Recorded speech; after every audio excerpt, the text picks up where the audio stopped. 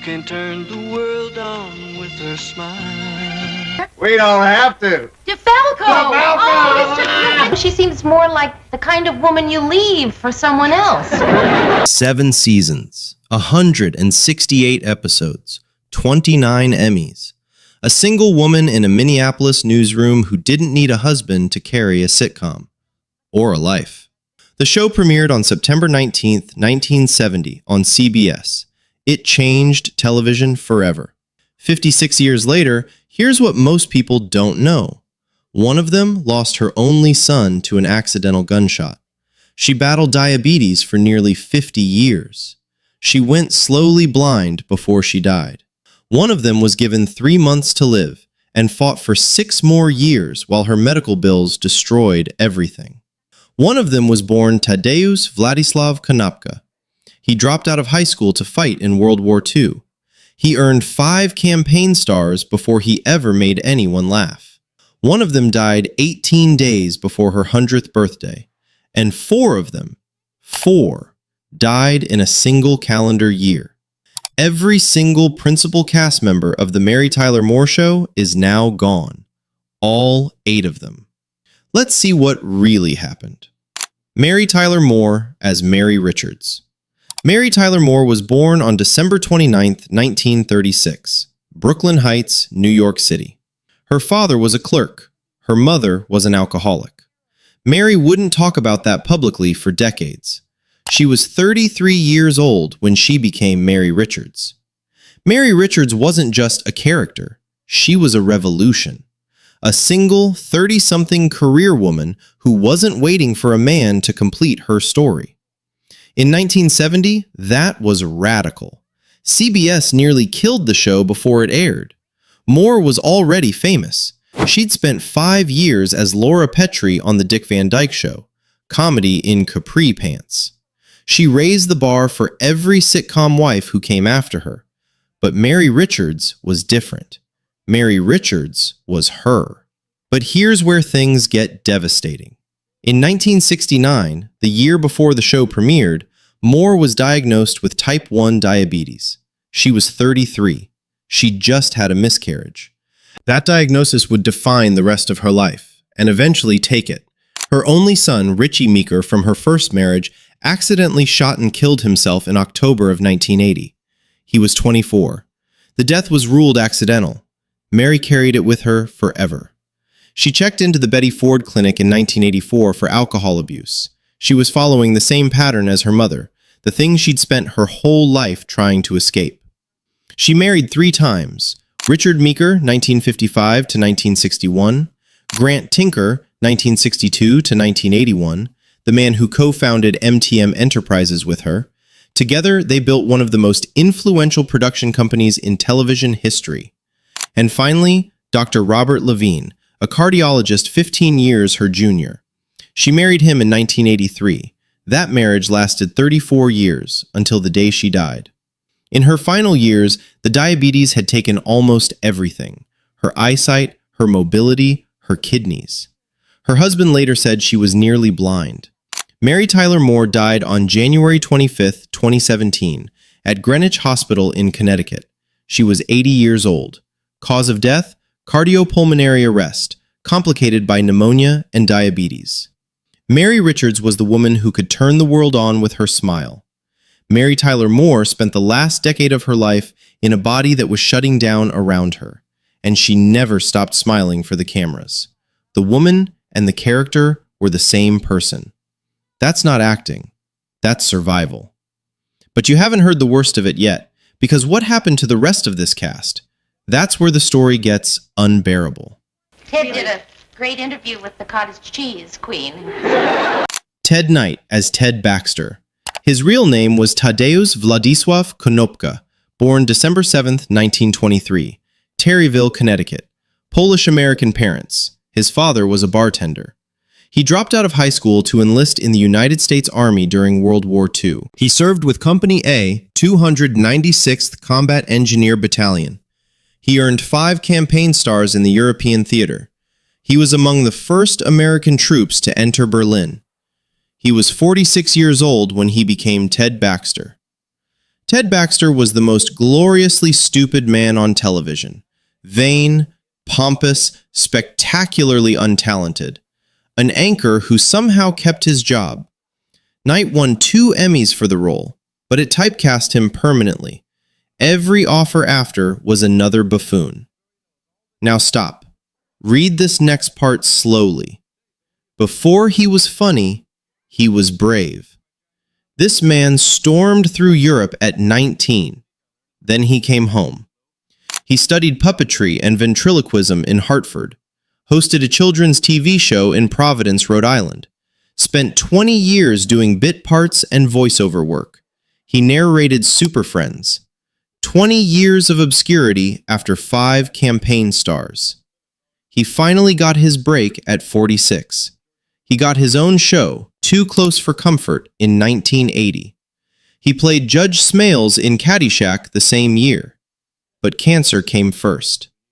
Diagnosed in 1977, right after the Mary Tyler Moore Show ended. Colon cancer. He fought it back. In 1985, it returned. It spread to his bladder. Ted Knight died on August 26, 1986. At his home in Pacific Palisades. He was 62.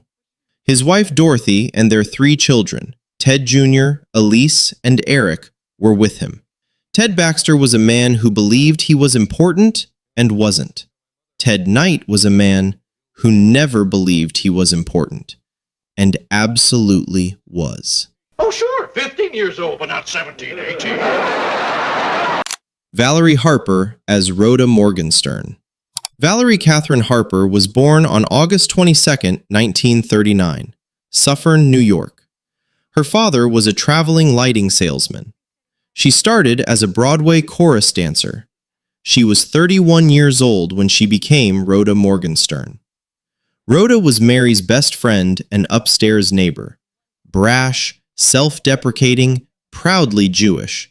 The woman who said everything Mary was too polite to say. She was so beloved, CBS spun her off into her own show in 1974. Harper won 4 Emmys for the role, 3 for Mary Tyler Moore, 1 for Rhoda. But here's the part that still makes me angry. In 2009, Valerie Harper was diagnosed with lung cancer. In January of 2013, it metastasized into something worse. Leptomeningeal carcinomatosis, a rare cancer that spreads to the membranes surrounding the brain. Her doctors gave her 3 months. She lived 6 more years. She went on Dancing with the Stars after her diagnosis. She kept working. She kept fighting. And while she fought, the medical bills ate everything. By 2019, her family launched a GoFundMe to pay for round-the-clock care. You hear that? This woman won 4 Emmys. She couldn't afford to die. She married twice. Actor Richard Shaw, 1964 to 1978, then Tony Cacciati in 1987. They stayed married for 32 years. Valerie Harper died on August 30th, 2019, in Los Angeles. She was 80 years old. Tony posted on Facebook, "My beautiful, caring wife of nearly 40 years has passed away after years of fighting cancer. She will never, ever be forgotten." Rhoda Morgenstern told the truth when nobody else would. Valerie Harper did the exact same thing. She told the world she was dying, and then she refused to do it on anyone else's schedule. Which of these stories is hitting you hardest? I'll read every single comment. Now let's keep going, because we haven't reached the worst year yet. Would drag her into the girls' room and bleach her bangs. Ed Asner as Lou Grant. Yitzhak Edward Asner was born on November 15, 1929, Kansas City, Missouri. Orthodox Jewish immigrants from Russia and Lithuania. His father ran a scrap metal business. Before Hollywood, Ed worked on an assembly line at General Motors. He was 40 years old when he became Lou Grant.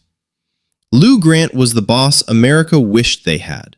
Gruff, impatient, occasionally terrifying, but fundamentally decent in a way that made you feel safe. When Lou said, "You've got spunk," he meant it as an insult, but every viewer heard it as love. Here's the part the industry doesn't celebrate. He played Lou Grant in both a comedy and a drama. The Mary Tyler Moore Show first, then the spin-off Lou Grant, 1977 to 1982. He won 5 Emmys for playing the same character across 2 genres, 7 Emmys total. The most decorated male performer in Emmy history. Nobody's beaten that record. But Ed Asner served as president of the Screen Actors Guild from 1981 to 1985. He used the position to publicly attack Ronald Reagan's Central American policy. It cost him. Sponsors pulled out of Lou Grant. The show was canceled. Asner always believed his politics killed it. He married twice. Nancy Sykes, 1959 to 1988, 3 children, then Cindy Gilmore in 1998, divorced 2007. He had a 4th child, Charles, with Carol Jean Vogelman in 1987. He never stopped working. Over 400 credits. He voiced Carl Fredricksen in Pixar's Up at 79. He played Santa in Elf. He was on Cobra Kai in his 90s. The man simply refused to quit. Ed Asner died on August 29, 2021, at his home in Tarzana, California. He was 91. Natural causes. 3 months after Gavin MacLeod, 4 months before Betty White. Lou Grant was the man who held the newsroom together. Ed Asner was the man who held the cast together. And when he left, there was only one of them remaining. Comes out 2 hours later and shouts, "Thank you for a wonderful evening." Betty White as Sue Ann Nivens. Betty Marion White was born on January 17, 1922, Oak Park, Illinois. Only child of a lighting company executive and a homemaker. She didn't join the Mary Tyler Moore Show until season 4 in 1973. She was 51 years old when she became Sue Ann Nivens. Sue Ann was the happy homemaker, sweet as pie on camera, ruthlessly manipulative off it. She chased every man in the building. She smiled while she destroyed you. Betty White played her with surgical precision, and won 2 Emmys doing it. But here's what connects her to an entirely different corner of television history. By the time she joined Mary Tyler Moore, she'd already been famous for over 20 years, a TV pioneer since 1949. She produced and starred in Life with Elizabeth. That made her the first woman to produce a sitcom. Game shows, variety shows, talk shows. She was already a legend when Sue Ann Nivens came along. And after Sue Ann, she became Rose Nyland on The Golden Girls. An entirely third career. She worked in television for over 7 decades. Nobody else has done that. Nobody. She married 3 times. Dick Barker in 1945, annulled. Lane Allen, 1947 to 1949, and Alan Ludden, 1963 to 1981. Ludden's death from stomach cancer devastated her. She never remarried. When asked why, she said, "Once you've had the best, who needs the rest?" Betty White died on December 31st, 2021, at her home in Los Angeles. She was 99 years old, 18 days before her 100th birthday. Cause? A stroke she'd suffered 6 days earlier. Sue Ann Nivens was a woman who refused to age gracefully.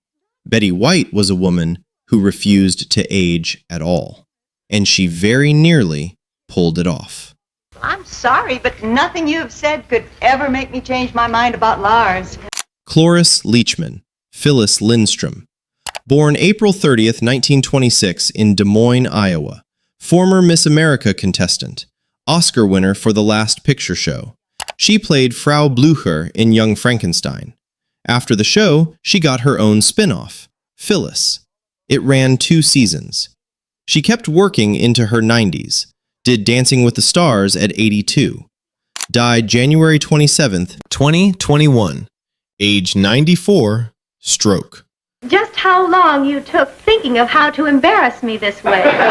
Gavin MacLeod, Murray Slaughter.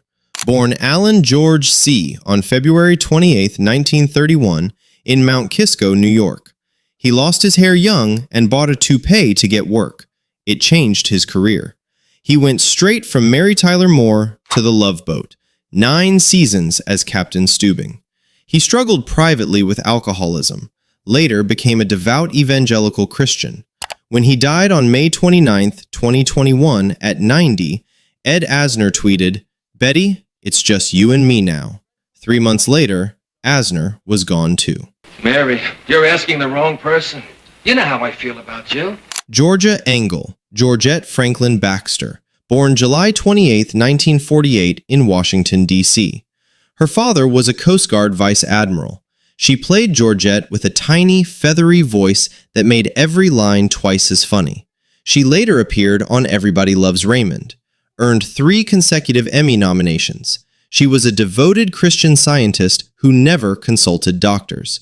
She died on April 12, 2019, in Princeton, New Jersey. She was 70. The cause of death was never determined. And then after I got some experience, then maybe I could be your best friend. They're all gone now. Every single one. Ted Knight went first. Cancer, 1986, 62 years old. Mary Tyler Moore, diabetes and pneumonia, 2017, 80. Georgia Engel, unknown cause, 2019, 70. Valerie Harper, brain cancer, 2019, 80. Then, 2021 took 4 of them in a single year. Cloris Leachman in January, Gavin MacLeod in May, Ed Asner in August, Betty White on New Year's Eve, 99 years old, 18 days short of a century. The show said a single woman could make it on her own. The people who made that show, every last one of them, proved something harder. They made it mean something for 50 years, and then they left, one by one, until the newsroom was empty. Which story hit you hardest? Drop it in the comments. And here's the real question. Did you know that in 2021, when Gavin MacLeod died, Ed Asner tweeted, "Betty, it's just you and me now." Then Asner died 3 months later. That left Betty White as the last one standing. She held on for 4 more months. Then she was gone too. Because once you know that, you'll never hear who can turn the world on with her smile without hearing the silence that came after. If this took you back to that apartment on Kenwood Place, that newsroom, that hat toss on Nicollet Mall, you know what to do.